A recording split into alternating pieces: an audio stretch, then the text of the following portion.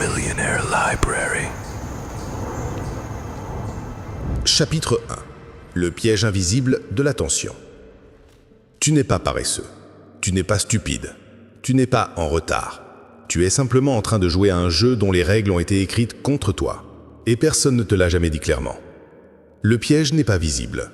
Il se cache dans tes habitudes, dans tes excuses confortables, dans ce que tu appelles la réalité. Aujourd'hui, tu vas commencer à voir le mécanisme. Et une fois que tu le vois, tu ne peux plus faire semblant. Ce livre ne parle pas du diable comme d'un monstre. Il parle du diable comme un système silencieux, patient, invisible. Son objectif est simple, te garder lent, te garder distrait, te garder pauvre intérieurement puis extérieurement. Le diable moderne ne brûle pas, il endort, il ne t'attaque pas de face. Il te berce avec des plus tard, des demain, des ce n'est pas le bon moment. Et la majorité des gens tombent dans ce piège sans jamais s'en rendre compte. Toi, tu es ici parce que quelque chose grattait déjà en toi. Une gêne, une intuition, une sensation que tu pouvais faire plus, et mieux. Tu avais raison. Le premier principe est brutal. Tant que tu ne contrôles pas ton attention, tu ne contrôles rien. Ni ton argent, ni tes relations, ni ton avenir. Ton attention est la matière première de ta vie. Chaque minute distraite est une brique que tu offres à quelqu'un d'autre pour construire sa propre fortune. Regarde une journée typique. Téléphone au réveil, notification, message inutile, contenu sans valeur, puis fatigue mentale, puis décision bâclée, puis culpabilité, puis répétition. C'est ça le piège. Lent, progressif, indolore. Jusqu'au jour où tu te réveilles et 10 ans sont disparus. Pose-toi une question simple. Qui parasite ton attention aujourd'hui? Pas symboliquement, concrètement. Une application, une personne, une habitude, une peur. Si tu ne sais pas répondre immédiatement, c'est déjà une réponse. Les gens prospères protègent leur attention comme une banque protège son coffre. Les autres la distribuent gratuitement. Le diable adore la confusion. Plus tout est flou, plus tu es malléable. Il adore aussi la fatigue. Une personne fatiguée dit oui à ce qu'elle refuserait en pleine lucidité.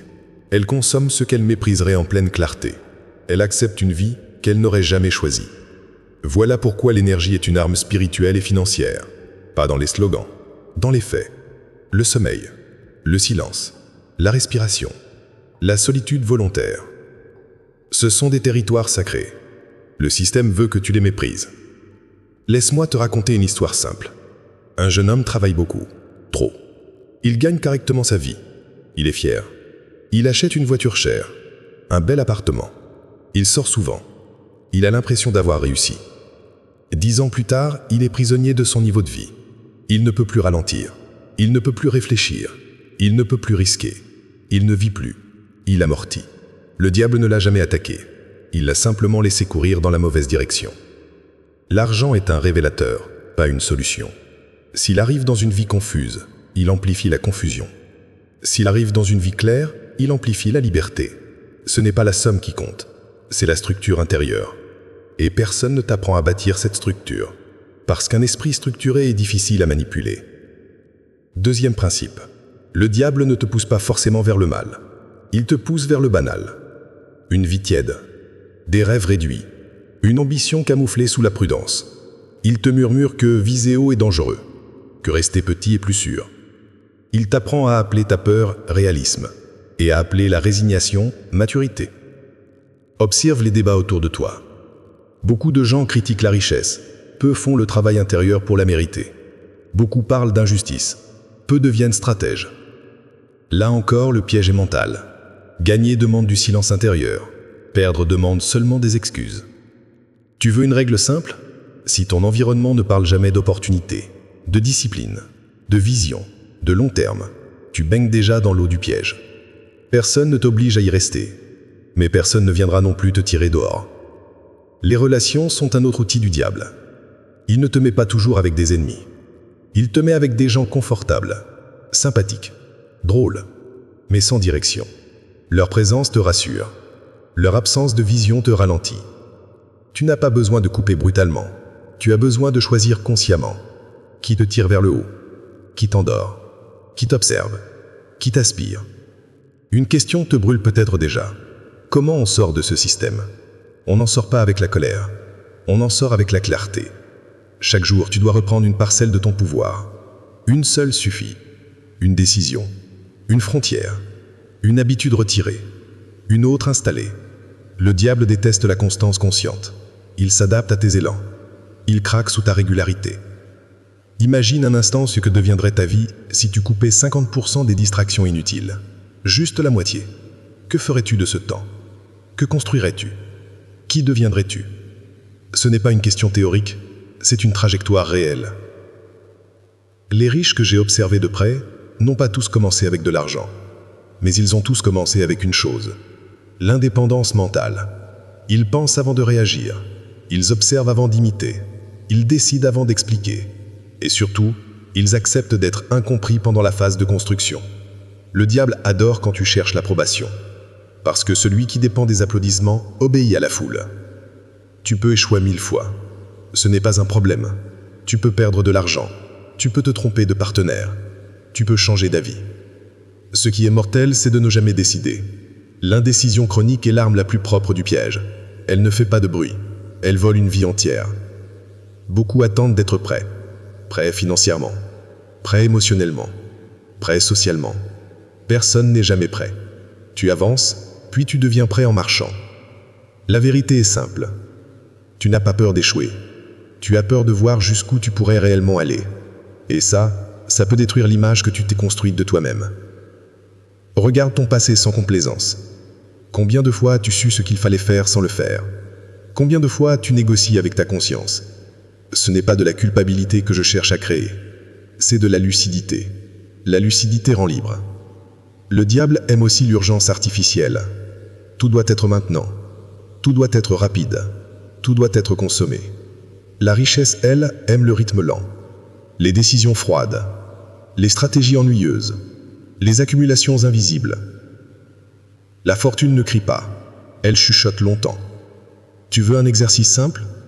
Ce soir, coupe tout 1 heure avant de dormir. Aucun écran. Aucun bruit. Assieds-toi. Laisse monter ce qui te traverse. L'ennui. L'agitation. Les idées. Les peurs. Tu verras à quel point ton esprit a été colonisé. Et tu comprendras à quel point il peut être reconquis. Nous n'avons encore parlé ni d'investissement, ni de business, ni de chiffres. Ce n'est pas un hasard. Parce que sans souveraineté intérieure, l'argent devient une drogue. Avec la souveraineté, il devient un outil. Et un outil peut bâtir ou détruire. Si tu écoutes ceci, ce n'est pas pour être distrait. C'est pour reprendre ta trajectoire. Tu n'as pas besoin de devenir parfait. Tu as besoin de devenir conscient. Chaque pas conscient affaiblit le piège. Chaque excuse le nourrit. Et maintenant, une dernière question pour ce premier seuil.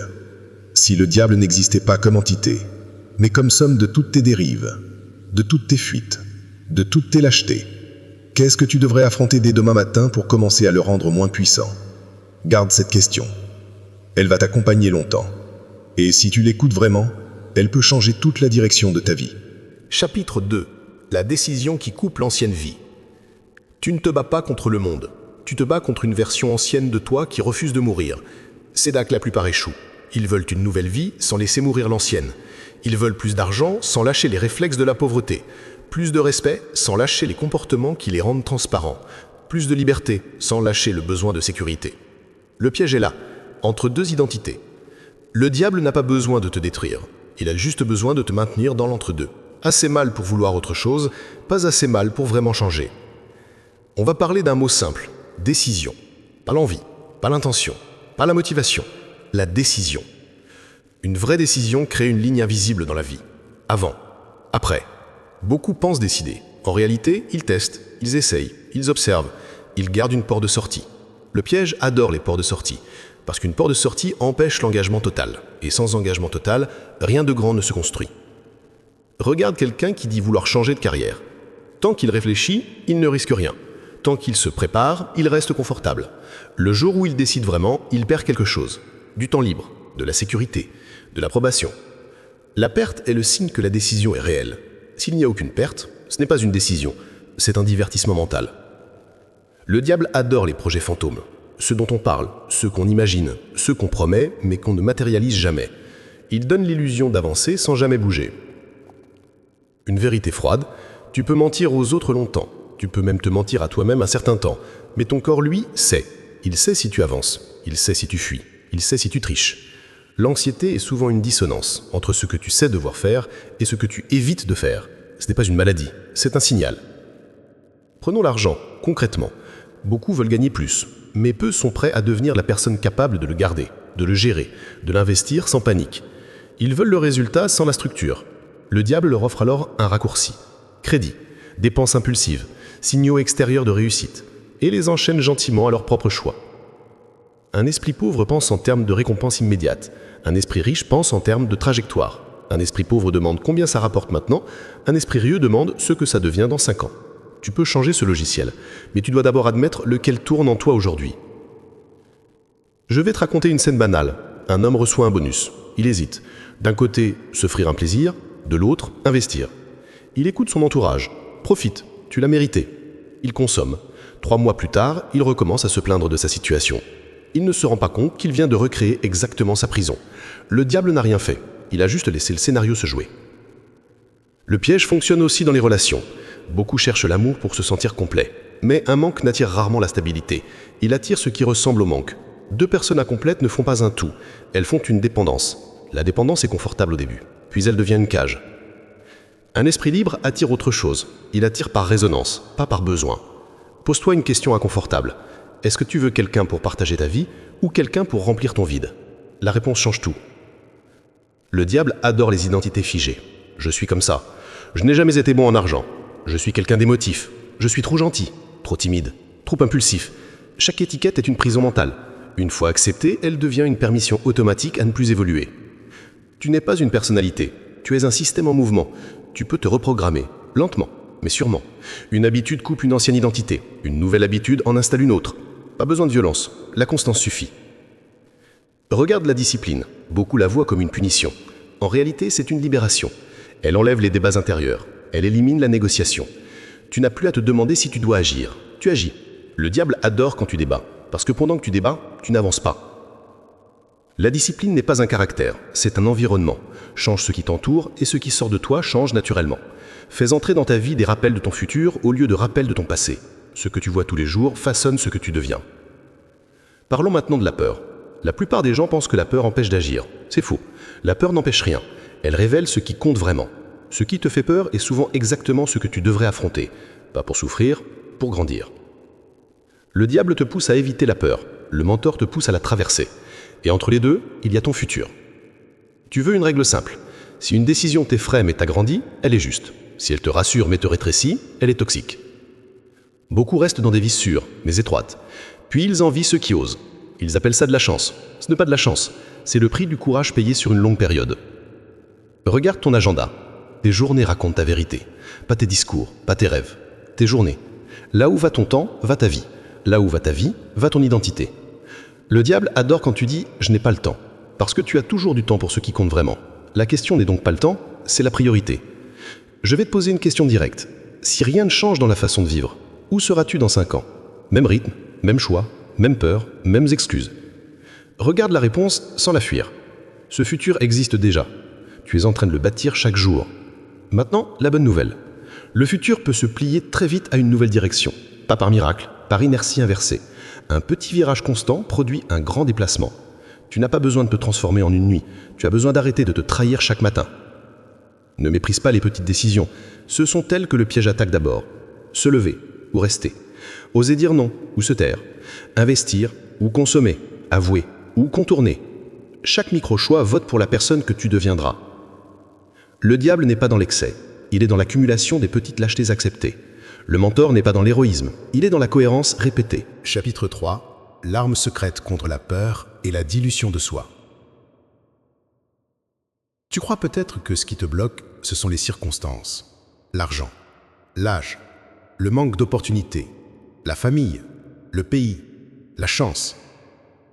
C'est l'illusion la plus confortable, parce qu'elle te permet de rester immobile sans te sentir responsable, mais la vérité est plus tranchante. Ce qui te bloque n'est pas à l'extérieur. C'est la fidélité que tu as envers une ancienne version de toi. Une version qui a appris à survivre, pas à conquérir. Le diable ne te demande pas d'abandonner tes rêves brutalement, il te propose une alternative plus subtile. Les reporter. Encore. Toujours. Quand tu seras plus près. Quand tu auras plus de temps. Quand tu auras plus de sécurité. Il transforme le futur en mirage. Tu le vois, tu le veux, mais tu n'y arrives jamais. Il y a un moment précis où une vie bascule. Ce moment où tu comprends que personne ne viendra.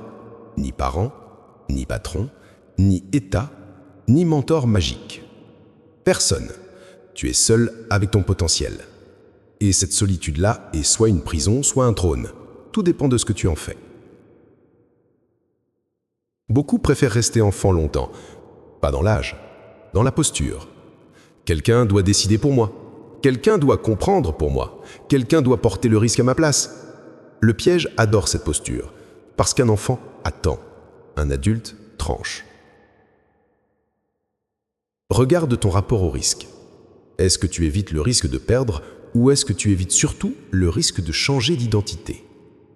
Perdre de l'argent, ça se récupère. Perdre une image de soi, ça fait bien plus peur, parce qu'il faut reconstruire. Le diable s'attaque toujours à l'estime avant de s'attaquer aux résultats. Il te murmure que tu n'es pas légitime, pas assez intelligent, pas assez doué, pas assez discipliné. Et pendant que tu doutes de toi, il agit à ta place. Le doute est une anesthésie lente. Tu respires, tu fonctionnes, mais tu n'oses plus. Tu veux une vérité simple? La confiance ne vient pas avant l'action. Elle vient après. Tu agis mal, puis un peu mieux, puis correctement. Et un jour, sans t'en rendre compte, tu es devenu confiant. Ceux qui attendent d'être sûrs avant d'agir attendront toute leur vie. Regarde ce que tu admires réellement. Ils n'étaient pas prêts au départ. Ils étaient décidés. Nuance énorme. Parlons de la volonté. Beaucoup la surestiment. La volonté fatigue. Elle fluctue, elle s'éteint. Le système intérieur, lui, dure. Si tu dépends de ta motivation pour avancer, tu avances par à-coups. Si tu dépends de ton système, tu avances même les jours sans envie. Le diable adore la motivation parce qu'elle s'évapore. Il déteste les systèmes parce qu'ils fonctionnent, même quand tu es faible. La plupart commencent fort, puis abandonnent doucement. Ce n'est pas un manque de caractère, c'est un manque d'architecture. On ne bâtit pas un empire sur des émotions, on le bâtit sur des rituels simples, presque ennuyeux, répétés, invisibles. Regarde ta matinée. Elle décide déjà de 80% de ta journée. Si tu te lèves dans la précipitation, dans le bruit, dans les messages, dans la réaction, tu offres ta première énergie au monde extérieur. Tu deviens un exécutant, pas un créateur. Le diable adore les exécutants. Ils sont utiles, mais interchangeables. Un esprit riche commence la journée en se choisissant. Un esprit pauvre la commence en se dispersant. Ce n'est pas une question de morale, c'est une mécanique. Tu veux un exemple concret? 2 personnes gagnent le même salaire. La première consacre 1 heure par jour à se former, à structurer, à comprendre les leviers.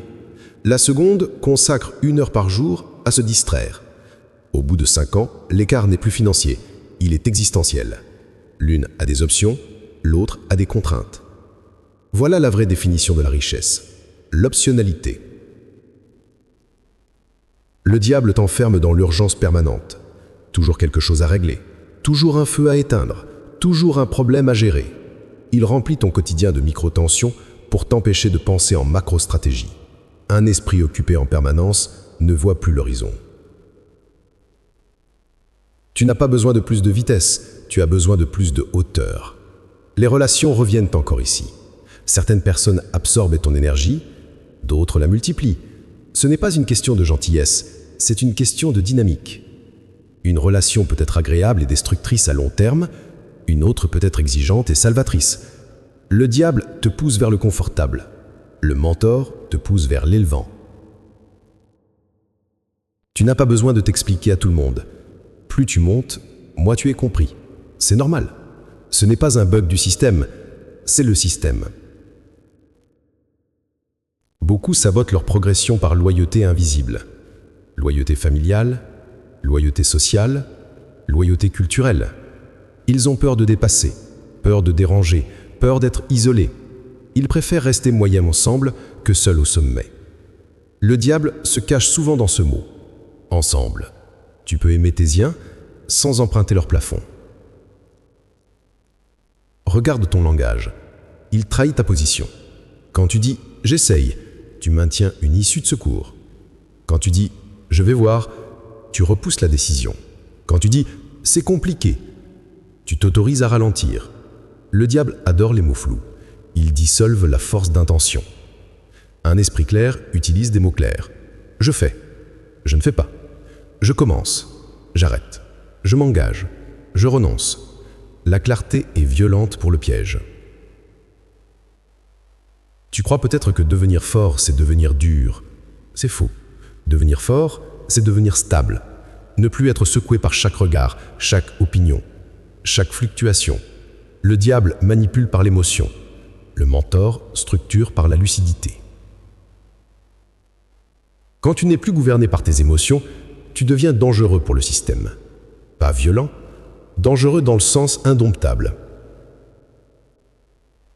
Un mot sur l'échec. L'échec n'est pas ton ennemi. L'échec est un test de loyauté. Es-tu loyal à ton objectif ou es-tu loyal à ton confort? L'échec te pose la question sans détour. Certains échouent et s'excusent, d'autres échouent et s'ajustent. Les premiers stagnent, les seconds construisent. Tu n'as pas besoin d'être exceptionnel, tu as besoin d'être aligné. Quand ce que tu penses, ce que tu dis et ce que tu fais pointent dans la même direction, une puissance tranquille se met en place. Le diable perd alors son accès principal, la division intérieure. Et maintenant, regarde ce que tu repousses depuis trop longtemps. Cette action que tu tournes autour sans jamais entrer dedans. Ce coup de téléphone, ce projet, cette conversation, cette décision financière, cette séparation, ce lancement, ce changement. Ce n'est pas un détail, c'est une porte. Et derrière cette porte, il y a soit un nouveau chapitre, soit 10 ans de plus dans la même pièce. Tu n'as pas besoin de frapper fort, tu as juste besoin d'ouvrir. Souviens-toi de ceci avant de fermer ce chapitre. Le piège ne craint pas les grandes colères, il craint les petites décisions irréversibles, celles que tu prends dans le silence, sans témoin, sans annonce, sans drame, juste toi et ton axe. Et si ce soir, pour la première fois depuis longtemps, tu choisissais un acte qui ne te rapporte rien immédiatement, mais qui te rapproche de la personne que tu respecteras demain, ce serait peut-être le vrai début. Pas spectaculaire, pas viral, mais réel. Et le réel, lui, finit toujours par gagner. Chapitre 4. L'identité financière qui décide de tout. L'argent ne commence jamais dans le portefeuille. Il commence dans l'identité. Ce que tu crois être capable de mériter, de recevoir, de garder, de multiplier. Tant que ton identité reste petite, invisible, hésitante, l'argent te traverse sans jamais s'installer. Et quand il s'installe par hasard, il repart vite. Parce que tu n'as pas encore construit l'intérieur capable de le contenir. Beaucoup parlent d'argent comme d'un objectif. C'est une erreur. L'argent est une conséquence. La conséquence d'un certain niveau de clarté, de valeur, de courage, de structure. Tu ne deviens pas riche en gagnant plus. Tu deviens riche quand tu changes la personne qui gagne. Observe ton discours intérieur. Est-ce que tu te dis parfois que l'argent est compliqué, sale, dangereux, réservé à certains? Ou est-ce que tu le vois comme un outil neutre, froid, puissant, au service d'une vision? Ce que tu crois conditionne ce que tu permets. Le diable adore les croyances financières tordues. Elles font le travail à sa place. Pas besoin de t'empêcher de gagner. Tu t'auto-sabotes très bien tout seul si tu crois que tu n'y as pas droit. Un esprit pauvre cherche de l'argent pour respirer. Un esprit riche cherche des systèmes pour produire. L'un dépend, l'autre construit. L'un subit, l'autre orchestre. Et ce choix commence dans ce que tu acceptes comme normal pour toi. Pose-toi une question directe. Quel est le plafond invisible que tu t'imposes aujourd'hui? Un revenu que tu n'imagines même pas dépasser. Un niveau de liberté que tu n'oses pas envisager. Ce plafond n'est pas économique, il est psychologique. Regarde autour de toi. La plupart des gens gagnent des sommes proches de leur entourage. Très peu dépassent largement leur cercle. Ce n'est pas un hasard, c'est une loyauté silencieuse, une fidélité inconsciente au groupe d'origine. Dépasser, c'est parfois trahir l'ancien monde. Et beaucoup n'osent pas. Le diable exploite cette culpabilité. Il te murmure que si tu vas trop loin, tu perdras l'amour, la sécurité, l'appartenance. Il te propose un marché tacite. Reste petit, mais entouré. Monte, mais seul. Mensonge. Tu peux créer un nouvel entourage au même rythme que ta croissance. Mais ça demande de lâcher l'ancien confort émotionnel. Il y a une grande confusion entre sécurité et stagnation. Un salaire stable peut être la chose la plus instable de ta vie s'il dépend d'un seul décideur. Une compétence forte, elle, ne peut pas te être retirée. L'identité produit. Le poste consomme. Regarde comment la majorité pense le travail. Ils vendent du temps. Les rares vendent de la valeur. Vendre du temps te rend remplaçable. Vendre de la valeur te rend rare. La rareté attire l'argent naturellement, pas par magie, par marché. Un jour, un homme gagne bien sa vie. Puis son secteur s'effondre. Il panique. Il n'a jamais appris à créer, seulement à exécuter. Il découvre brutalement que son revenu n'était pas une capacité, c'était un contexte. Le diable adore les gens dépendants d'un contexte. L'identité financière solide repose sur 3 piliers simples. Produire de la valeur, la rendre visible, la faire circuler. Supprime un pilier, le système s'effondre. Produire, c'est apprendre, construire, résoudre. Visible, c'est oser montrer, proposer, vendre. Circuler, c'est réinvestir, transmettre, faire grandir. Beaucoup produisent dans l'ombre, sans jamais oser montrer. D'autres montrent sans produire vraiment. Très peu font les trois avec constance. Ce sont eux qui traversent les crises. Parlons de la dépense. Chaque dépense est un vote pour l'identité que tu renforces. Tu votes pour le consommateur ou pour le bâtisseur. Ce n'est pas une question de privation. C'est une question d'alignement. Une dépense peut t'appauvrir ou t'enrichir, selon ce qu'elle nourrit en toi. Un objet peut flatter ton ego et affaiblir ta trajectoire. Un livre, une formation, une compétence peuvent sembler invisibles et pourtant transformer tout ton futur. Le diable t'attire vers ce qui brille vite. Le mentor t'oriente vers ce qui fructifie lentement. Un esprit pauvre demande combien ça coûte. Un esprit riche demande combien ça rapporte dans ma vie. Même gratuitement, une activité peut te coûter très cher si elle te vole du temps, de l'énergie et de la clarté. Regarde tes décisions financières passées. Sans jugement, juste observation. Qu'est-ce qui t'a vraiment enrichi? Qu'est-ce qui t'a juste donné une sensation de richesse? La différence est cruciale. La sensation disparaît, l'enrichissement reste. Le crédit est un miroir parfait de l'identité. Utilisé avec vision, il accélère. Utilisé sans vision, il enchaîne. Le diable n'a pas de problème avec l'argent que tu n'as pas encore gagné. Il saura très bien t'apprendre à le dépenser. La peur de manquer pousse aux mauvaises décisions. Acheter trop tôt, vendre trop vite, accepter trop bas, refuser trop tard. La peur est un conseiller coûteux. La patience, elle, est un capitaliste silencieux. Regarde ceux qui réussissent vraiment sur la durée. Ils avancent avec un rythme presque ennuyeux. Pas de coups d'éclat constants. Pas de paris émotionnels. Ils accumulent. Ils ajustent. Ils répètent. Le diable aime les montagnes russes. Le mentor aime l'escalier. L'identité financière, ce n'est pas aimer l'argent, c'est respecter le temps. Parce que l'argent n'est que du temps condensé. Du temps passé à résoudre, créer, organiser, servir. Quand tu gaspilles l'argent, tu gaspilles du temps de vie. Le tien ou celui des autres. Tu peux tricher un moment avec l'argent. Jamais avec le temps. Le temps présente toujours la facture. Je vais te poser une question inconfortable. Si tout ton système de revenus s'arrêtait aujourd'hui, combien de mois survivrais-tu sans t'effondrer mentalement? La réponse n'est pas une accusation. C'est un diagnostic. Et un diagnostic est une chance d'agir. Beaucoup ne construisent pas de réserve, non pas par manque de moyens, mais par manque de vision. Avoir une réserve, c'est accepter que tu es responsable de ton futur. Ne pas en avoir, c'est espérer inconsciemment que quelqu'un d'autre s'en chargera. L'homme ou la femme qui maîtrise son argent n'est pas celui qui gagne le plus. C'est celui qui décide sans panique. La panique financière est une perte de souveraineté. Et la souveraineté est la vraie richesse. Tu n'as pas besoin d'être un génie de la finance. Tu as besoin d'une éthique simple. Ne pas détruire demain pour soulager aujourd'hui. Cette règle seule peut changer une vie entière. Regarde ce que tu fais lorsque tu gagnes plus. Est-ce que tu t'élargisses ou est-ce que tu t'alourdis? L'élargissement crée de la liberté. L'alourdissement crée des chaînes dorées. Le diable adore les chaînes dorées. Elles brillent, elles font croire au progrès, mais elles retiennent. Une identité financière forte regarde la liquidité comme un outil, pas comme une tentation. Elle voit l'investissement comme une semence, pas comme un pari. Elle voit l'erreur comme une leçon, pas comme une honte. Tu as peut-être déjà commis des erreurs. Mauvais choix, mauvais partenaire, mauvais achat. Ce n'est pas le problème. Le vrai problème serait de les répéter en changeant seulement le décor. L'identité apprend, le piège recycle. Et maintenant, écoute cette fin avec attention. Tu n'as pas besoin d'attendre de gagner plus pour devenir rigoureux. Tu peux devenir rigoureux avec peu. Celui qui respecte petit, respectera grand. Celui qui dilapide petit, dilapidera grand. Ce principe ne pardonne jamais. Ce soir, regarde une seule décision financière de ta vie avec honnêteté. Une seule, et demande-toi si elle nourrit l'identité que tu veux devenir. Si la réponse est non, tu sais exactement quoi changer. Pas demain, pas quand il ira mieux. Maintenant dans ton esprit et bientôt dans tes actes.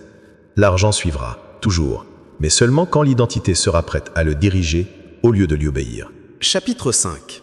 La discipline invisible qui crée l'invincible. La plupart des gens veulent des résultats visibles. De l'argent, du respect, des victoires. Peu s'intéressent à ce qui est invisible. Les gestes répétés, les décisions silencieuses, les renoncements discrets. Pourtant, c'est là que tout se joue. Ce que personne ne voit devient toujours ce que tout le monde finit par constater.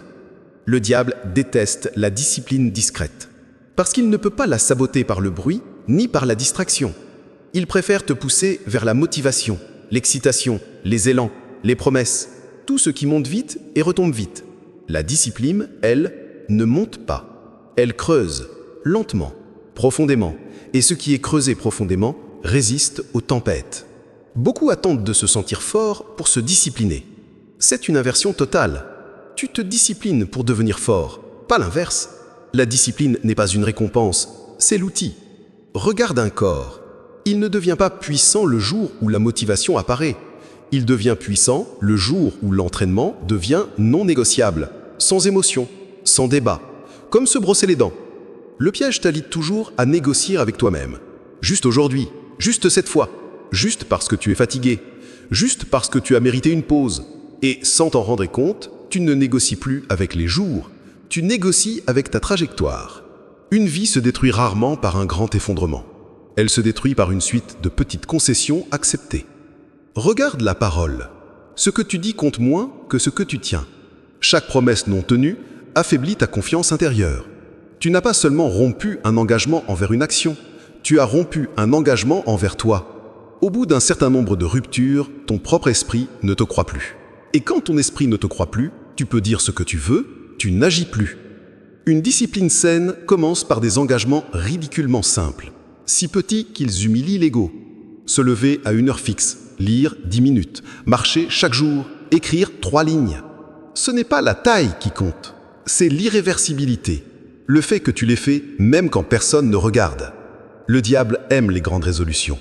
Elles gonflent l'ego, et quand elles échouent, elles détruisent l'estime. Le mentor préfère les micro-loyautés, invisibles, indestructibles. Beaucoup cherchent à transformer leur vie en bouleversant tout. C'est rarement ainsi que ça fonctionne. La vraie transformation est une accumulation de décisions presque ennuyeuses, mais implacables. Il y a une illusion dangereuse, croire que la liberté vient de l'absence de cadre. En réalité, la liberté vient d'un cadre choisi. Sans cadre, tu es au service de ton humeur. Avec un cadre, ton humeur est au service de ta vision. Regarde tes journées. Qui commande vraiment? Ta vision ou ta fatigue? Ta stratégie ou tes envies?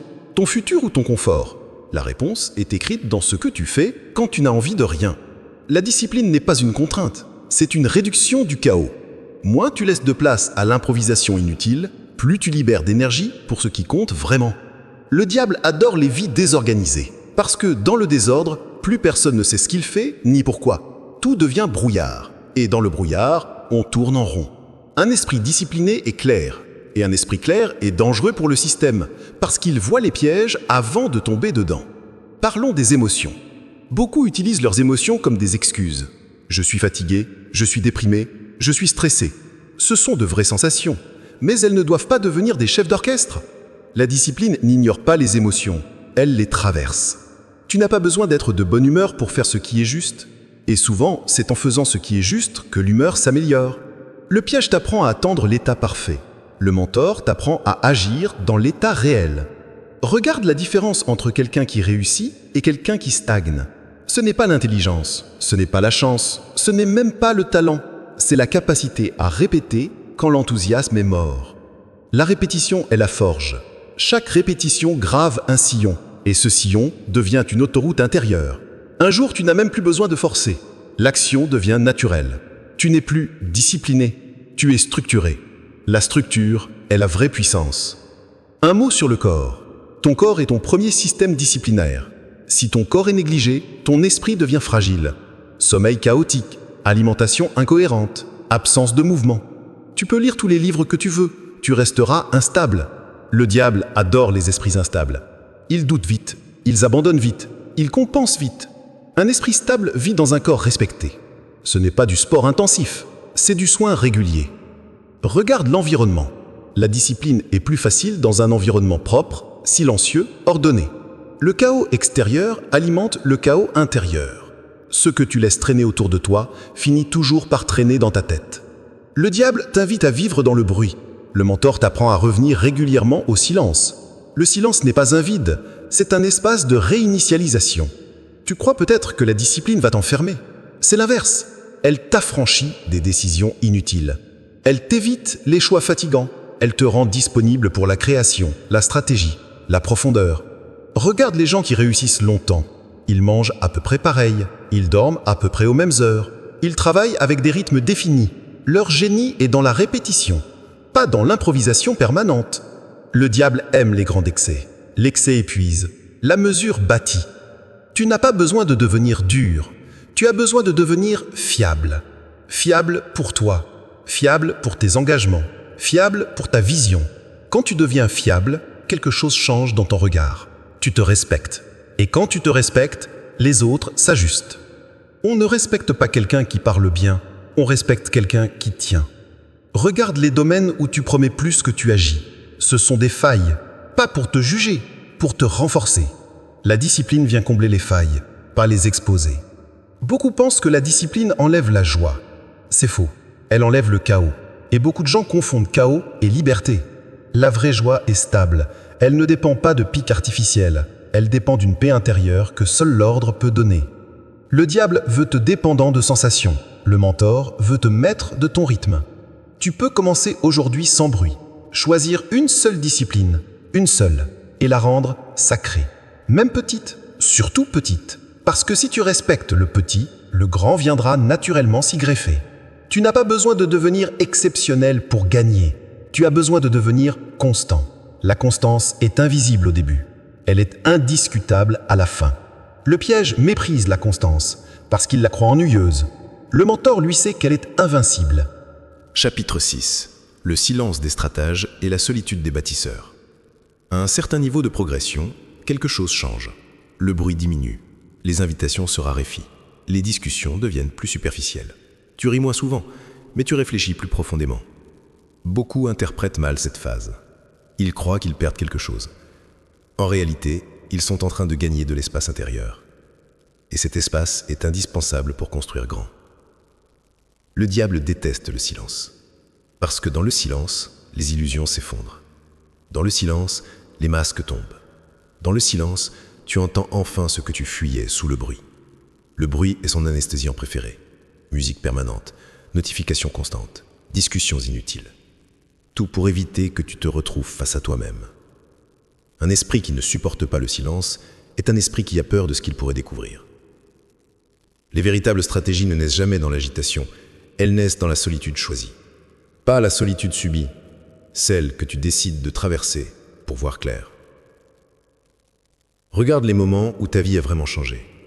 Ce n'était pas dans un groupe, ce n'était pas dans une fête, ce n'était pas dans un brouhaha. C'était souvent seul. Un soir, une décision, un déclic, un renoncement, une promesse muette. Les grandes bascules sont silencieuses. Le piège te fait croire que la solitude est un échec. Que si tu es seul, c'est que quelque chose ne va pas. Mensonge. La solitude est parfois le signe que tu passes à un autre étage. Et entre deux étages, il y a toujours un palier vide. Beaucoup retournent en arrière à ce stade, par peur du vide, par peur du regard des autres, par peur de perdre leur place dans un ancien cercle. Ils préfèrent une fausse appartenance à une vraie destinée. Le diable se nourrit de cette peur. Il t'offre des présences faciles pour t'éviter la transformation difficile. Tu veux une vérité simple? Tu ne peux pas construire une vie rare entourée uniquement de pensées communes. À un moment, il faut accepter d'être à part.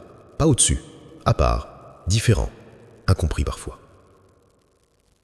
Le bâtisseur avance souvent en décalage. Pendant que les autres consomment, il assemble. Pendant que les autres commentent, il s'entraîne. Pendant que les autres se rassurent entre eux, il accepte l'inconfort de l'inconnu. Et cet inconfort est le prix silencieux de toute grande croissance. Le diable te souffle que tu exagères, que tu te prends trop au sérieux, que la vie doit être légère. Il n'a pas tort sur la légèreté, il ment sur la constance. La légèreté sans structure devient un poison lent. Tu ris, puis tu tournes en rond, puis tu recommences. La solitude du bâtisseur n'est pas triste. Elle est dense, elle est pleine d'idées, pleine de questions, pleine de choix. Elle n'est pas une fuite du monde, elle est une préparation au monde. Un esprit qui n'est jamais seul est un esprit qui ne se rencontre jamais. Regarde ta dernière heure de silence. Pas une pause avec un écran, pas un moment distrait. Un vrai silence, sans stimulation, sans voix, sans urgence. Si tu as du mal à t'en souvenir, tu as déjà un indice sur la manière dont ton esprit est gouverné. Le silence révèle 3 choses. Tes peurs, tes désirs réels, ton niveau de clarté. Certains évitent le silence toute leur vie parce qu'ils ne veulent pas voir l'écart entre ce qu'ils vivent et ce qu'ils pourraient devenir. Tu n'as pas peur du silence, tu as peur de ce qu'il pourrait t'obliger à changer. À ce stade de la progression, une autre tentation apparaît, celle de vouloir être compris, expliqué, validé. Le bâtisseur n'a pas ce luxe, pas tout de suite. Ce qu'il fait est trop nouveau pour être compris immédiatement. Et ce qui est trop nouveau est souvent rejeté. Pas parce que c'est faux, mais parce que ça dérange l'ordre existant. Le diable adore quand tu simplifies ta vision pour être accepté. Tu crois gagner de la paix sociale. En réalité, tu perds de la cohérence intérieure. Et la perte de cohérence est toujours plus coûteuse que la perte d'approbation. Être seul un temps vaut mieux que se trahir longtemps. Regarde les décisions que tu n'oses pas prendre par peur de choquer, de décevoir, de sortir du cadre. Souvent, ce sont exactement celles qui te libéreraient. Tu n'as pas à devenir froid pour avancer, mais tu dois devenir clair. La clarté n'est pas cruelle, elle est tranchante. Et ce qui est tranchant coupe ce qui n'est plus utile. La solitude ne te rend pas dur, elle te rend précise. Un stratège parle peu. Il écoute, il observe, il attend. Il agit ensuite avec un décalage qui surprend les autres. Le diable adore ceux qui ne réagissent pas immédiatement. Il préfère les impulsifs, les émotifs, les précipités. Ils sont faciles à manipuler. Un esprit calme dans un monde agité devient un point d'ancrage. Et ce point d'ancrage attire naturellement les opportunités, parce que les systèmes stables sont rares. Tu n'as pas besoin de répondre à tout. Tu n'as pas besoin d'avoir un avis sur tout. Tu n'as pas besoin de défendre chaque position. L'énergie dépensée à se justifier est une énergie arrachée à la construction. Le monde moderne pousse à réagir. Le bâtisseur choisit de répondre. La nuance est immense. Parlons des relations à ce stade. Certaines vont tomber d'elles-mêmes, sans conflit, sans drame, juste par décalage. Ce n'est pas une trahison, c'est une évolution. Vouloir garder toutes ces relations intactes tout en changeant profondément est une contradiction. Tu ne peux pas devenir quelqu'un de nouveau en conservant tous les anciens miroirs. Cela ne veut pas dire devenir arrogant, cela veut dire devenir sélectif. Sélectif dans ce que tu écoutes, dans ce que tu crois, dans ce que tu laisses entrer dans ton esprit. Le diable adore les esprits ouverts à tout, parce qu'un esprit ouvert à tout est surtout incapable de fermer ce qui le dévore. Un esprit fort sait fermer. La solitude du bâtisseur est aussi la solitude des grandes responsabilités. À un moment, tu comprends que tes choix n'engagent plus seulement tes émotions, ils engagent ton futur, celui de ta famille à venir, celui de tes projets, celui de ceux que tu influenceras sans même le savoir. Cette gravité nouvelle peut faire peur, beaucoup préfèrent retourner à l'insouciance. Mais l'insouciance n'est pas l'innocence. L'insouciance est parfois une fuite. Tu n'es pas obligé de porter le monde sur tes épaules, mais tu es obligé de porter tes choix. Et porter ces choix demande une maturité que seul le silence forge.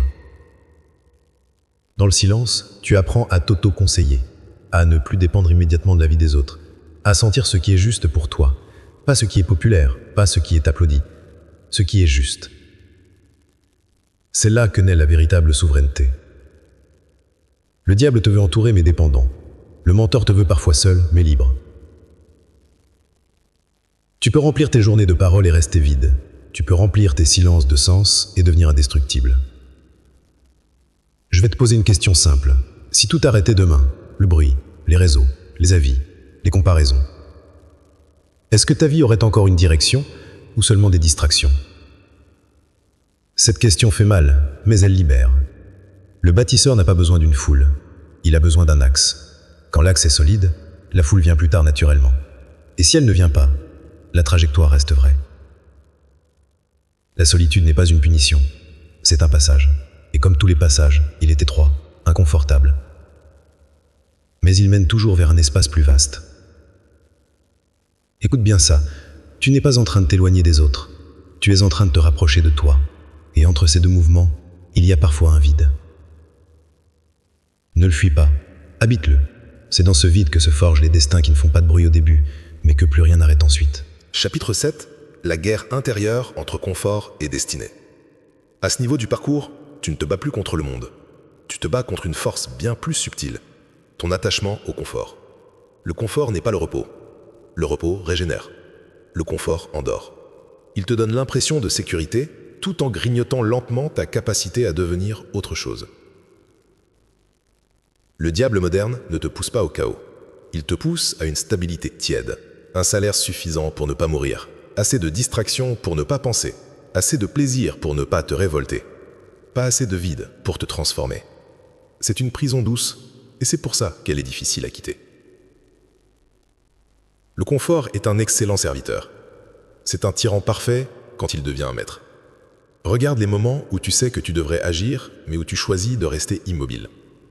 Tu appelles ça prudence. En réalité, c'est souvent une transaction. Tu échanges un morceau de ton futur contre une dose de tranquillité immédiate. Une dizaine de ces échanges ne se voient pas. Une centaine fabrique une vie entière.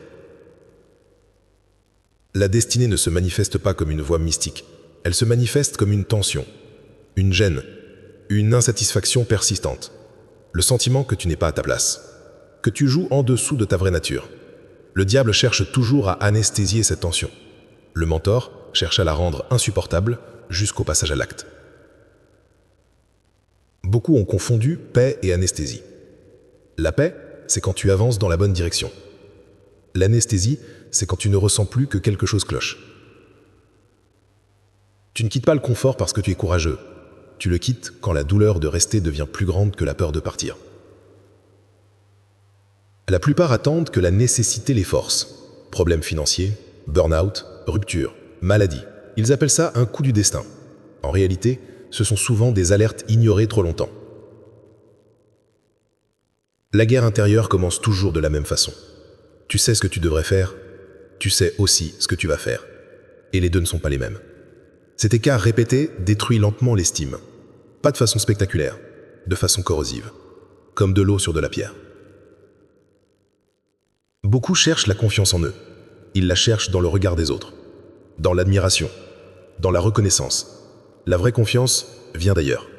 Elle vient de la répétition d'actes difficiles, alignés avec ta vision. Chaque acte juste te rend un peu plus solide. Chaque renoncement te rend un peu plus flou. Le diable adore les gens remplis de potentiel non utilisé. Parce qu'ils vivent dans l'illusion de leur grandeur, sans jamais la matérialiser. Ils se racontent qu'ils pourraient. Le mentor leur apprend à devenir. Regarde ton vocabulaire. Quand tu dis un jour, plus tard, bientôt, tu transformes ton courage en promesses différées. Le confort adore les promesses différées. Elles ne coûtent rien. Elles ne changent rien. La destinée, elle, coûte toujours quelque chose. Temps, image, sécurité, solitude, incompréhension. Il n'existe pas de destinée qui n'exige pas d'esclavage temporaire. Tu travailles d'abord pour elle. Un jour, elle travaille pour toi. Une vérité que peu acceptent. Tu ne choisis pas librement entre confort et destinée. Tu choisis celui qui te fera le moins souffrir aujourd'hui. Le problème est que celui qui fait le moins souffrir aujourd'hui fait souvent le plus souffrir demain. Regarde les vies brisées par la routine. Elles ne se sont pas effondrées. elles se sont lentement éteintes, petit renoncement après petit renoncement. Pas par manque de talent, par manque de guerre intérieure assumée. Le confort t'apprend à éviter les conflits. La destinée exige que tu affrontes le principal, celui avec toi-même. Il y a un moment précis où tout se joue. Ce moment où tu es face à une décision que personne ne voit. Personne ne t'applaudira. Personne ne te punira. Tu peux mentir à tout le monde, mais pas à toi. Ces moments-là forgent davantage un caractère que des années de discours. Le diable perd toujours dans les décisions silencieuses. Il gagne dans les compromis discrets. Beaucoup sabotent leur destinée par loyauté envers leur ancien moi. Ils restent fidèles à leur ancienne limite comme on reste fidèle à une promesse mal formulée. Ils ont peur que grandir revienne à renier ce qu'ils ont été. Or, grandir n'efface pas le passé. Il l'honore en le dépassant. Tu ne trahis pas ton histoire quand tu évolues. Tu la justifies. La guerre intérieure se joue aussi dans le regard. Ce que tu tolères, ce que tu normalises, ce que tu laisses entrer dans ton esprit. À force de regarder petit, tu finis par penser petit. À force de penser petit, tu finis par vivre étroit. Le confort mental est souvent plus dangereux que le confort matériel, parce qu'il donne l'illusion de réfléchir alors qu'il évite la vérité. Tu n'as pas besoin de motivation pour livrer cette guerre. Tu as besoin d'honnêteté. L'honnêteté te dit ce qui est confortable et ce qui est juste. La plupart savent déjà. Ils espèrent juste que quelqu'un leur dira le contraire. La destinée n'est pas toujours spectaculaire. Elle est souvent exigeante. Elle demande de choisir long terme contre court terme, d'accepter l'incompréhension, de persister sans validation immédiate, d'avancer sans preuve visible pendant un long moment. Le confort veut des preuves avant l'effort. La destinée donne les preuves après l'engagement. Beaucoup abandonnent à cause de ce décalage. Ils disent que ça ne marche pas. En réalité, ils ont quitté juste avant la bascule. Tu crois peut-être que ton problème est un manque de temps, d'argent, de contact. Dans la majorité des cas, la racine est ailleurs. C'est un manque de tolérance à l'inconfort. Tu veux changer sans traverser le sas. Or, tout changement a un sas. Une zone où l'ancien ne te nourrit plus et le nouveau ne te nourrit pas encore. C'est la zone la plus dangereuse et la plus féconde. Le diable fait tout pour t'extraire rapidement. Retour à l'ancien, retour au connu, retour au rassurant. Le mentor, lui, t'aide à y rester assez longtemps pour que l'autre rive apparaisse. Tu n'as pas besoin d'être héroïque. Tu as besoin d'être radical sur un point. Ne pas retourner dans une vie que tu as décidé de quitter en conscience. Beaucoup repartent non parce qu'ils ont échoué, mais parce qu'ils ont réussi à s'éloigner de leur ancienne cage et que l'air libre leur a fait peur. La guerre intérieure n'est pas violente, elle est fatigante. Elle te demande de te choisir quand tu es là, de continuer quand tu doutes, de tenir quand tu pourrais reculer sans conséquence immédiate. Mais chaque jour tenu fait reculer le confort un peu plus, et chaque jour tenu rapproche la destinée sans bruit. Une question pour terminer ce chapitre. Dans ta vie actuelle, qu'est-ce qui te rassure, mais te rétrécit? Et qu'est-ce qui t'effraie, mais t'élargit? Tu connais déjà la réponse. Le reste est une affaire de courage répété. Pas spectaculaire, répété. La destinée n'est pas une explosion. C'est une trajectoire que le confort déteste parce qu'elle ne s'arrête plus une fois lancée. Chapitre 8. Le pouvoir caché du long terme. Le diable travaille toujours dans l'immédiat. Il veut des résultats rapides, des plaisirs instantanés, des réactions à chaud. Le long terme est son ennemi naturel, parce que le long terme révèle tout, les vraies intentions, les vraies compétences, les vrais mensonges aussi. La majorité des gens vivent dans un horizon de quelques jours, parfois quelques semaines, rarement quelques années. Ils jugent une décision à sa sensation immédiate, pas à sa conséquence future. Ils veulent savoir si ça fait du bien maintenant, pas si ça construit quelque chose demain. Et c'est exactement là que le piège fonctionne le mieux. Le long terme demande 3 choses que peu acceptent: la patience, la cohérence et l'acceptation de ne pas voir tout de suite les fruits. Regarde un arbre. Tu ne vois rien se passer pendant longtemps. Puis un jour, sans prévenir, il dépasse les autres. Ceux qui ont planté tard pensent qu'il a eu de la chance. En réalité, il a juste commencé plus tôt et persévéré dans le silence. L'être humain est programmé pour réagir au court terme. Douleur immédiate, plaisir immédiat, menace immédiate. La richesse se construit contre ce programme.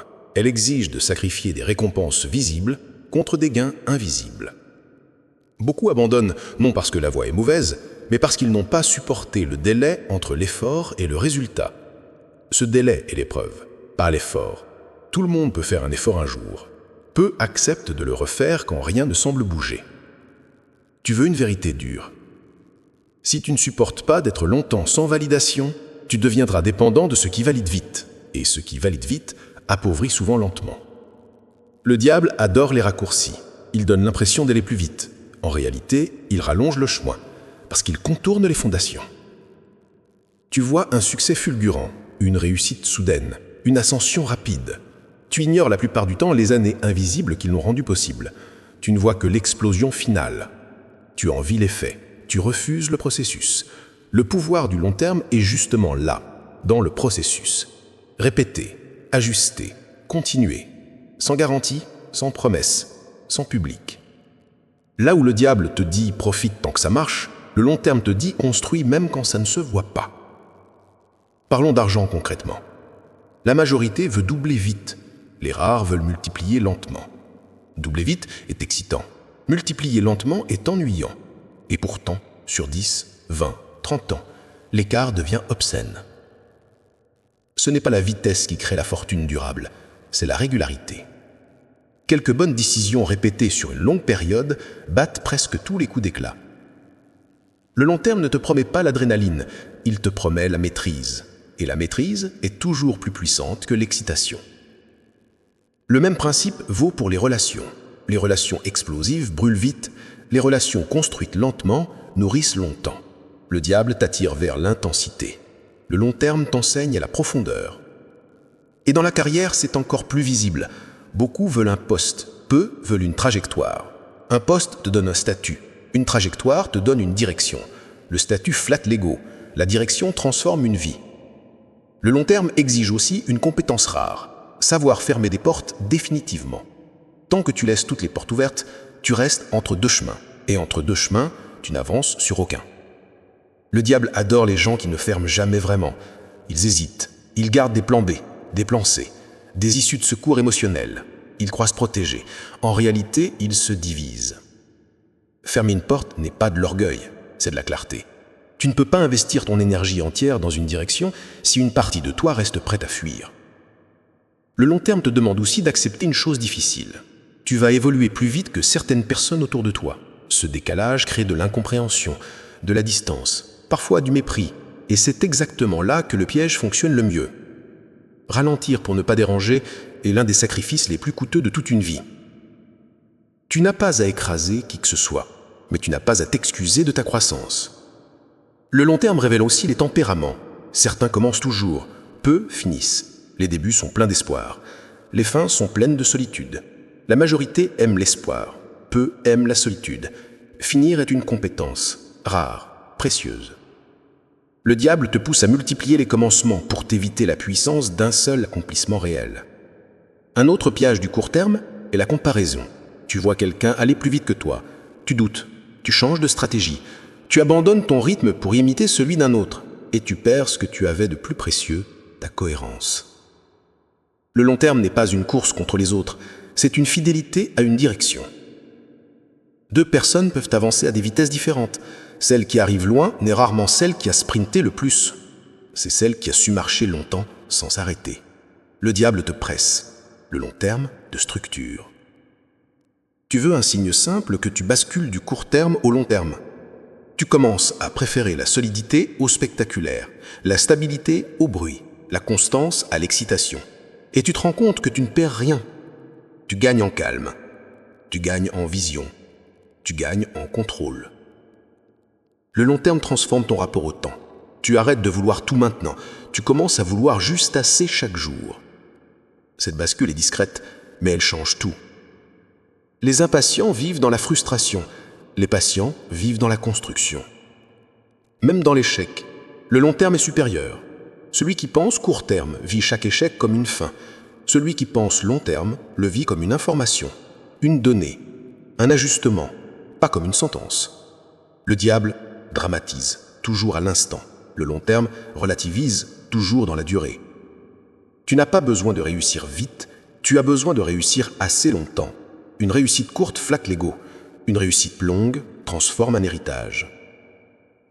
Le long terme est aussi une éthique. Tu choisis de ne pas détruire demain pour soulager aujourd'hui. Tu choisis de ne pas tricher pour aller plus vite. Tu choisis de ne pas brûler ta réputation pour un gain immédiat. La réputation est un actif lent. Et comme tous les actifs lents, il est extrêmement puissant. Les gens pressés sacrifient leur crédibilité, puis ils passent leur vie à essayer de la racheter. Le long terme évite ce piège. Il te rend prévisible, dans le bon sens du terme, prévisible dans ton sérieux, prévisible dans ta parole, prévisible dans tes valeurs, et cette prévisibilité attire les opportunités solides. Un mot important, le long terme n'est pas l'inertie. Ce n'est pas attendre. C'est agir chaque jour sans exiger une récompense immédiate. La nuance est fondamentale. Tu n'es pas en train de patienter, tu es en train d'investir. Même mentalement, le long terme est une libération. Tu arrêtes de te juger sur une semaine, tu commences à t'évaluer sur une décennie, et tu te rends compte à quel point une mauvaise période est négligeable dans une vraie trajectoire. Le diable te veut dans l'instant, le long terme te veut dans la durée. Pose-toi cette question simple. Si tu continues exactement ce que tu fais aujourd'hui pendant 5 ans, où seras-tu? Et si tu ajustes seulement une habitude clé pendant 5 ans, où pourrais-tu être? L'écart est vertigineux. Le long terme ne fait pas de promesses teaser. Il ne vend pas de rêves rapides. Il offre une réalité solide, et la réalité solide finit toujours par battre la fiction excitante. Beaucoup passent leur vie à chercher le déclic. Le long terme enseigne que le vrai déclic est souvent invisible. C'est le jour où tu as continué sans y croire totalement. C'est là que tout a commencé à devenir réel. Tu n'as pas besoin d'y croire à 100%. Tu as besoin d'y revenir tous les jours. C'est ça, le véritable pouvoir caché du long terme. Pendant que d'autres cherchent des miracles, toi, tu construis des probabilités. Et sur une durée suffisante, les probabilités bien traitées deviennent quasiment des certitudes. Le diable te parle de chance, le long terme te parle de mathématiques. Et les mathématiques ne mentent jamais. Chapitre 9. La souveraineté finale et la sortie du piège. Tu n'es plus au début. Tu n'es plus dans la lutte confuse. Tu es maintenant à l'endroit le plus délicat du parcours. Celui où tu as compris les mécanismes. Celui où tu vois les pièges, mais où tu dois encore incarner pleinement ce que tu as compris. Beaucoup s'arrêtent ici. Ils deviennent lucides, mais pas souverains. Or, la lucidité sans souveraineté devient parfois un poison. Tu vois clair, mais tu te laisses encore parfois gouverner. La souveraineté, ce n'est pas l'absence de peur, ce n'est pas la domination, ce n'est pas le contrôle total. La souveraineté, c'est la capacité à te choisir, même quand ton ancienne programmation tente de reprendre le volant. Le diable ne disparaît jamais complètement, il change de forme. Au début, il est évident. Distraction, paresse, peur brute. Plus tu avances, plus il devient subtil. Excès de confiance, justification élégante, compromis intelligent. Tu ne chutes plus lourdement, tu glisses doucement. À ce stade, tu n'es plus en danger à cause de ton ignorance. Tu es en danger à cause de ta complaisance potentielle. Croire que c'est acquis, croire que tu es différent pour toujours, croire que tu ne peux plus retomber, c'est là que les plus solides trébuchent. La souveraineté se vérifie dans les jours ordinaires, pas dans les grands moments. Dans les jours où personne ne regarde, où rien d'urgent n'impose d'agir, où tout invite à te relâcher. Ces jours-là révèlent qui commande vraiment, ta vision ou ton inertie. Être souverain, ce n'est pas vivre dans la tension permanente, c'est vivre dans l'alignement tranquille. Tu n'as plus besoin de te battre contre toi chaque matin. Tu sais pourquoi tu te lèves, tu sais ce que tu refuses, tu sais ce que tu construis. Cette clarté est une forme de luxe mental que peu atteignent. Le monde moderne produit des experts fatigués, des salariés stressés, des créatifs dispersés. Il produit très peu de souverains. Parce qu'un souverain est difficile à diriger, difficile à acheter, difficile à faire dévier. La souveraineté ne te rend pas arrogant, elle te rend responsable. Tout ce que tu acceptes devient un choix. Tout ce que tu refuses devient un acte. Tu ne peux plus te cacher derrière le système, la famille, la conjoncture, l'époque. Tu deviens l'auteur de ta trajectoire. Et être auteur fait peur. Beaucoup préfèrent être des personnages secondaires dans leur propre vie, parce qu'un personnage secondaire subit le scénario. L'auteur, lui, doit l'assumer. Regarde attentivement ta vie maintenant, là où tu es en train de lire ou d'écouter ces mots. Cet instant est un point de jonction. Tu ne pourras pas dire que tu ne savais pas. Tu ne pourras pas dire que tu n'avais pas vu. La seule chose qui reste ouverte, c'est ta fidélité à cette conscience nouvelle. La plupart des gens retombent non pas parce qu'ils sont faibles, mais parce qu'ils oublient. Ils oublient ce qu'ils ont ressenti au moment du réveil. il retourne dans le bruit, il se laisse recouvrir, puis un jour, il se réveille à nouveau, un peu plus tard, un peu plus usé, un peu plus amer. La souveraineté demande une mémoire active. Tu dois te souvenir volontairement de ce que tu es venu chercher ici. Pas une fois, souvent. Le diable prospère sur l'oubli. Le mentor prospère sur le rappel. Un homme souverain n'est pas celui qui gagne toujours, c'est celui qui ne se fuit plus. Il peut perdre, il peut tomber, il peut douter, mais il ne négocie plus avec sa conscience. Il écoute. Et quand il écoute, il corrige.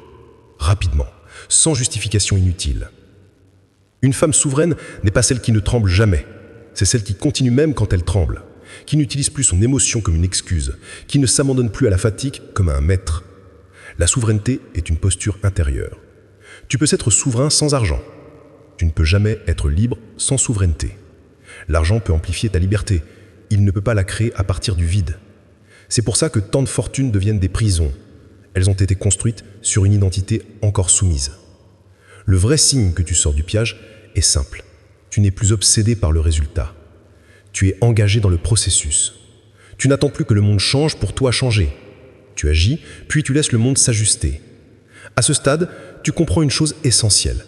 Le diable n'était pas un ennemi extérieur. Il était une somme de stratégies automatiques, des peurs apprises, des réflexes hérités, des croyances copiées. En devenant conscient, tu n'as pas combattu frontalement. Tu lui as privé de terrain. Un piège sans terrain ne sert plus à rien. Tu n'as pas gagné une bataille spectaculaire, tu as gagné une position intérieure. Et cette position est plus difficile à prendre et plus difficile à perdre. Regarde attentivement ta vie maintenant, là où tu es en train de lire ou d'écouter ces mots. Cet instant est un point de jonction. Tu ne pourras pas dire que tu ne savais pas, tu ne pourras pas dire que tu n'avais pas vu. La seule chose qui reste ouverte, c'est ta fidélité à cette conscience nouvelle. La plupart des gens retombent non parce qu'ils sont faibles, mais parce qu'ils oublient. Ils oublient ce qu'ils ont ressenti au moment du réveil. Ils retournent dans le bruit, ils se laissent recouvrir, puis un jour, ils se réveillent à nouveau. Un peu plus tard, un peu plus usé, un peu plus amer. La souveraineté demande une mémoire active. Tu dois te souvenir volontairement de ce que tu es venu chercher ici. Pas une fois, souvent. Le diable prospère sur l'oubli. Le mentor prospère sur le rappel. Un homme souverain n'est pas celui qui gagne toujours, c'est celui qui ne se fuit plus. Il peut perdre, il peut tomber, il peut douter, mais il ne négocie plus avec sa conscience. Il écoute. Et quand il écoute, il corrige, rapidement, sans justification inutile.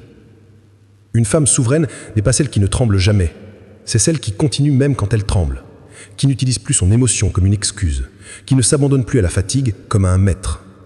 La souveraineté est une posture intérieure. Tu peux être souverain sans argent. Tu ne peux jamais être libre sans souveraineté. L'argent peut amplifier ta liberté. Il ne peut pas la créer à partir du vide. C'est pour ça que tant de fortunes deviennent des prisons. Elles ont été construites sur une identité encore soumise. Le vrai signe que tu sors du piège est simple. Tu n'es plus obsédé par le résultat. Tu es engagé dans le processus. Tu n'attends plus que le monde change pour toi changer. Tu agis, puis tu laisses le monde s'ajuster. À ce stade, tu comprends une chose essentielle. Le diable n'était pas un ennemi extérieur. Il était une somme de stratégies automatiques, des peurs apprises, des réflexes hérités, des croyances copiées. En devenant conscient, tu ne l'as pas combattu frontalement. Tu lui as privé de terrain. Un piège sans terrain ne sert plus à rien. Tu n'as pas gagné une bataille spectaculaire, tu as gagné une position intérieure. Et cette position est plus difficile à prendre et plus difficile à perdre. Regarde à nouveau ton rapport au temps. Tu ne veux plus seulement remplir tes journées, tu veux les orienter. Tu ne comptes plus uniquement en heures, tu comptes en impact. Tu comptes en direction. Tu comptes en héritage. Même si l'héritage est encore loin, l'intention est déjà là. Et l'intention, à ce niveau, devient un moteur silencieux, mais constant. Beaucoup veulent laisser une trace, peu acceptent le travail invisible qui la rend possible. Toi, tu sais maintenant que la trace est une conséquence, pas une obsession. La souveraineté transforme aussi ton rapport aux autres. Tu n'as plus besoin de sauver, tu n'as plus besoin d'écraser. Tu aides quand c'est juste. Tu t'éloignes quand c'est nécessaire. Tu ne te définis plus par l'approbation, tu te définis par la cohérence. Tu deviens quelqu'un de simple et de difficile à la fois. Simple dans tes principes, difficile à manipuler. À ce stade, ta vie n'est pas parfaite, elle est vraie. Et la vérité a toujours plus de puissance que la perfection. Si tu te demandes ce qu'il reste à faire maintenant, la réponse est presque décevante par sa simplicité. Continuer. Continuer à choisir, continuer à refuser, continuer à affiner, continuer à bâtir sans bruit, continuer à corriger sans te mépriser, continuer à avancer même quand l'euphorie n'est plus là. La sortie du piège n'est pas un événement, c'est un mode de vie. Tu n'es pas devenu invincible, tu es devenu responsable. Et la responsabilité est la forme la plus haute de la liberté. Si un jour tu doutes à nouveau, et ça arrivera peut-être, ne cherche pas de nouvelles réponses. Reviens à tes décisions fondatrices, celles que tu as prises dans le calme, sans pression, sans spectacle. C'est celles qui t'ont sorti du labyrinthe, et ce sont elles qui seront t'empêcher d'y retourner. Tu n'as pas besoin de convaincre qui que ce soit de ton évolution.